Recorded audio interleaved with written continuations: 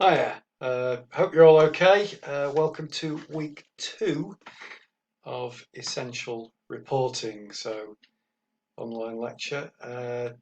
Hope you've had a good first week. You learnt a bit last week. We covered quite a bit of ground. Uh, but we'll be moving on a bit this week. And we'll be looking at what is news. Now, I know you've probably been spoken to about this by quite a few other people as well. But I don't think it does any harm to go over this question quite a bit because it is something that you will be asked outside of your news writing when you're doing other assessments, other tasks, not necessarily associated with basic news writing. So it's pretty key that we get to grips with this. So make no apologies for going over it again. Okay, just to remind me to press record, which I have. Okay, so today we're going to look at a bit of detail about the two assignments which are coming up as part of this module. So we'll go through them all in a bit of detail, and then we will start to look at what is news, like I say, and this will lead us in to this week two workshop where we be doing quite a bit more news writing. You've already had a taste of news writing so far with the press releases that you looked at in week one. I hope you had a look at them in your own time as well and maybe did fuller versions of those stories than we were able to do in the workshops in week one. So, okay.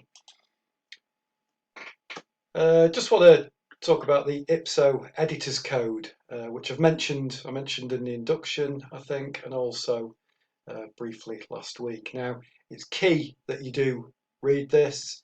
It's one side of A4, one cup of coffee's worth of reading, and it covers things such as accuracy, harassment, the way we deal with children, privacy. There's a whole host of clauses in the editor's code, and that governs how we act as journalists, how we behave.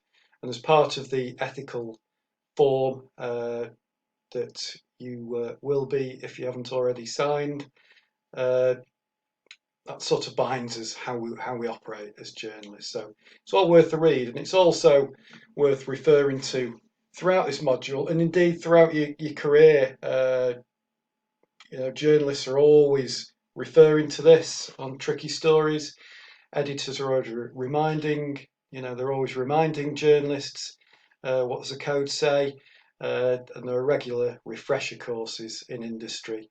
So it's key, really, that you get to grips with that, so you know how to behave as a journalist. So print it off. It's on the IPSO website, the Independent Press Standards Organisation, and just keep it handy.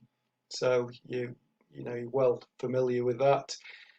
If you do any NCTJ exams, then you will be quizzed on that as part of that. So it is key that you know, and also you know how to apply that to your work as a journalist.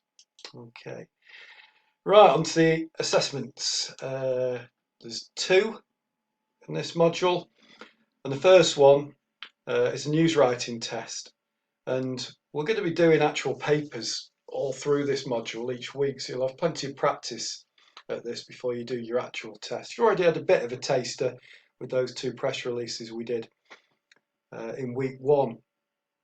So the general format is you'll get a bit of information, you'll be asked to write a short piece, 120 to 140 words, and that'll be the first part of it, and then the second part, the story will move on. The nature of the story will change. So you'll be asked to do a much longer piece, 275 to 325 words, and it'll need a bit of a rewrite. You'll need a new intro to reflect the new angle, but you'll also have to include bits of information from the first piece because you can't assume that your readers read your first piece. So, but don't worry, we will practice these in the workshops, and that test will take place at noon on Thursday, December the 2nd. So it might seem a bit of a way off at the moment, but it's worth you just getting familiar with that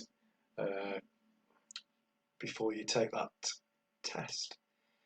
Assignment 2 is worth 30%, and that'll involve a critical analysis of a news story. So what we'll be asking you to do is look at how a news story is treated maybe in print and online. So are the headlines different? The intro's different? The structure of the story different? Anything else different? How is this story being treated in online and print? So it's worth you just taking a look, really. Have a look, pick a story, see how it's dealt with in the newspaper, and then see how that same story is dealt with online. Starting point for that would be the MEN. That's quite handy for you to pick up. Daily Mail, those sort of things, really.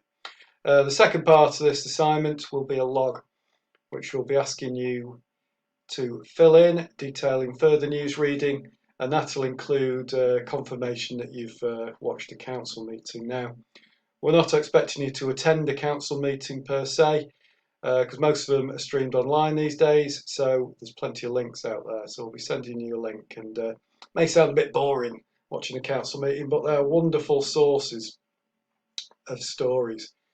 So if you go to work for a website, local or regional, or you will be expected to keep abreast of what's going on in the council. And there's loads of stories, and the beauty of stories at the council is it affects lots of people, lots of different organisations, people's personal lives, everything. So they are key components of what a news writer, reporter does. And you'll be expected to hand that in 4 p.m. Monday, January the 10th next year. So it seems a long way off, and goodness knows what will happen before then. Things move so quickly, but that's when that'll be handed in. That's what the log looks like. So there's a bit of form filling to be done there. And there are detailed briefs on these assignments on Blackboard, so make sure you read them. There's plenty of information there. If you're not sure about anything, please ask me at the workshops, and I'll answer any queries you've got. Okay, so that's it for part 1.